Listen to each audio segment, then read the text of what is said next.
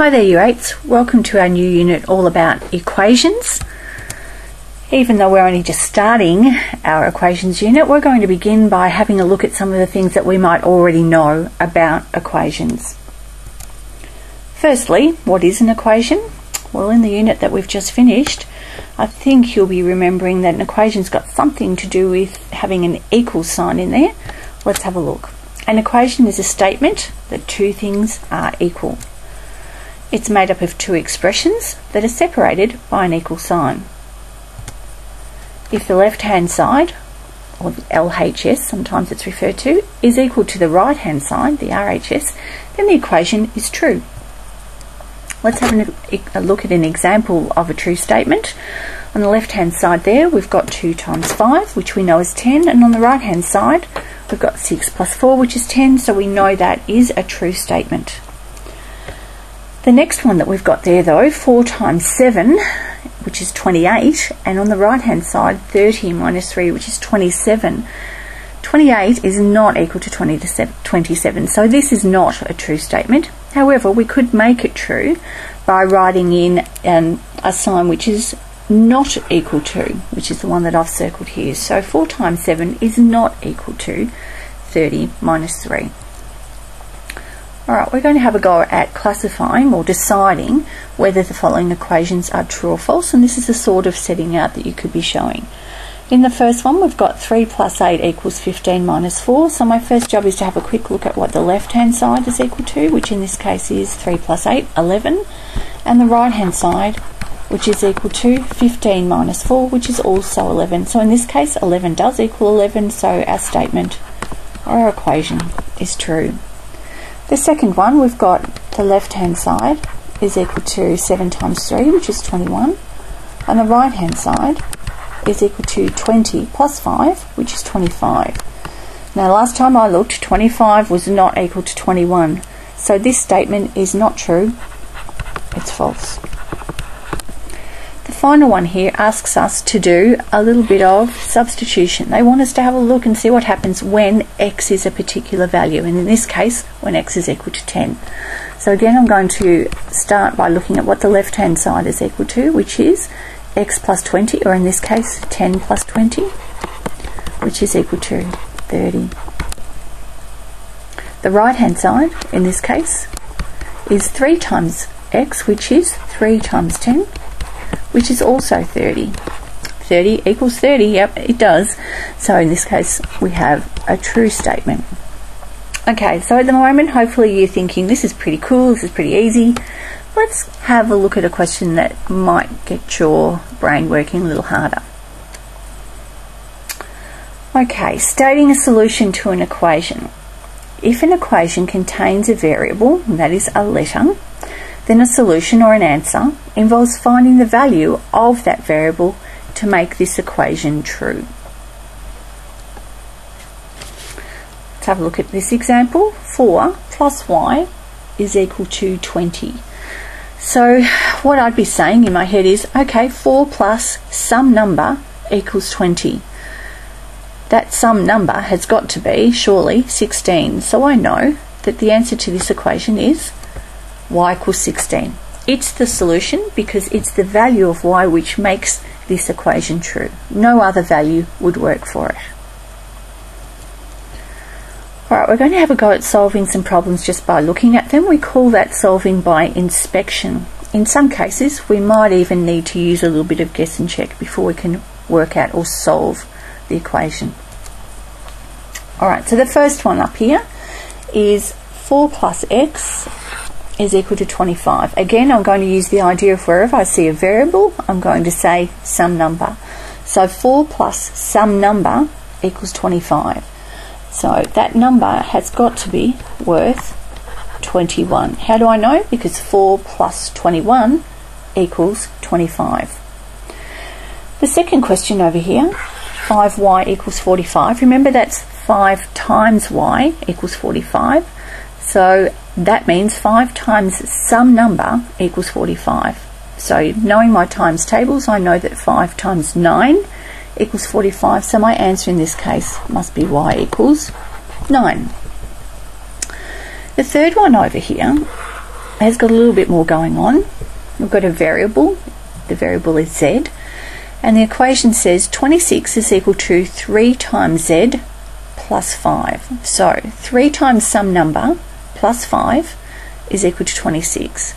Now you might know the answer straight off, or you might need to consider putting in a little bit of a guess and check process.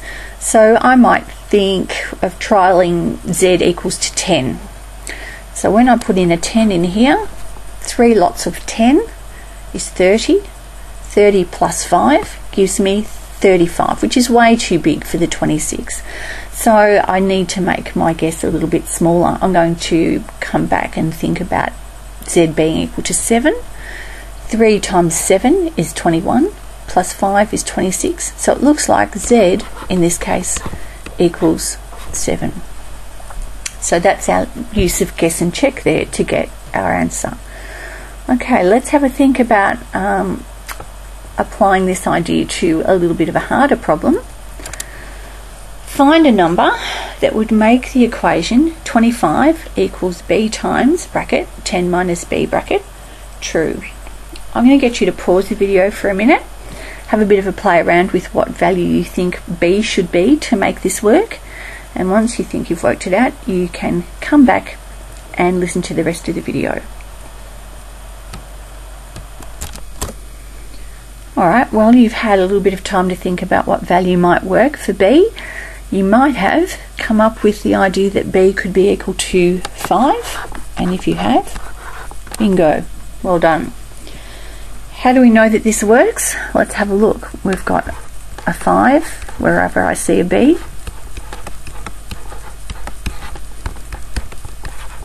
and now I need to work out, see if the left hand side is equal to the right hand side. So the right hand side in this case is, let's do our brackets first, 10 take away 5, which is 5. 5 times 5 equals 25. So yep, that works. Hope you got that one right. Alright, writing equations from a description. We can create equations to solve many everyday problems and puzzles. So sometimes we're going to give you a bit of a description, and from that you're going to have to write an equation. Now today we don't need to solve them, we're just going to have practice at writing those equations. Alright, the first one. A number, we're going to call it n, is tripled, and then 12 is added, and the result is 45. So key words, key algebraic words you need to be clear on here. Tripled, added, and the result. So let's have a look. A number n is tripled. So hopefully you've realised tripled means timesing by 3. And timesing by 3, when we're doing things algebraically, looks like this, 3n. So I've done that first bit.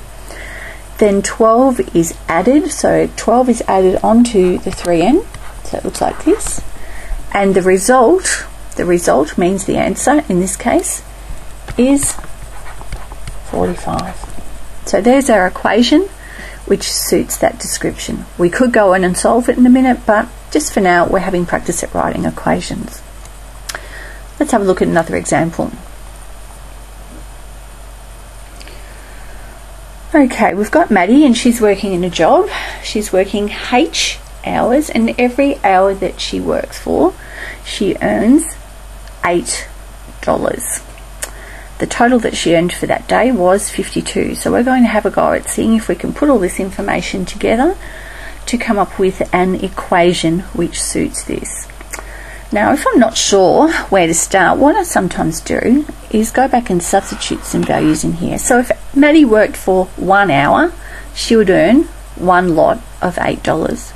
If she worked for 2 hours, she would earn 2 lots of $8. 3 hours, 3 lots of $8. So if she's working for H hours, then she would earn H lots of $8. And what does that look like in algebra? 8 lots of H looks like that. And the total that she earned, the amount she earned altogether, was equal to 52. So from there we could work out how many hours she worked for. Example 3. Sarah is 3 years older than her brother Jason. If the sum of their ages is 35, how old is Jason? Alright, so we might need to read this a couple of times. Sarah is 3 years older than her brother Jason. The sum of their ages is 35. How old is Jason? So Jason's the key player here. They haven't told me what letter to use, so I'm going to make a very creative decision and decide that Jason's age is going to be represented by the letter J. So that's Jason's age. Now Sarah's age, back up here, Sarah is 3 years older than her brother. So if Jason, say, is 5, then Sarah would be 8, wouldn't she? She is 3 years older. So what have we done? We've added 3. So this is Jason's age here. Sarah's age would be whatever Jason's age is, plus another 3. So this here is Sarah's age. And this is Jason's age. The question says the sum of their ages. So I need to add these together is, or is equal to, 35. So there's an equation which suits this description. Here's Jason's age and here's Sarah's age, and when we add them together we've got an answer of 35. Now you might be looking at that going, I think I could write that even more simpler. You'd be right. We could write it as 2J plus 3 equals 35. And there's my equation which suits that particular situation. Okay, now it's your turn. So I'm presuming that while you've been watching this video, you've written down some of the examples into your exercise book, you've got your book ruled up neatly, you've got nice headings, dates written everywhere, etc. Now I need you to write a couple of sentences which summarise what was going on here. So writing something in your own words. And if you've got any questions about what we've covered in this video, then please write them down, make a note of them, and bring them into your next math class. Okay, see you then.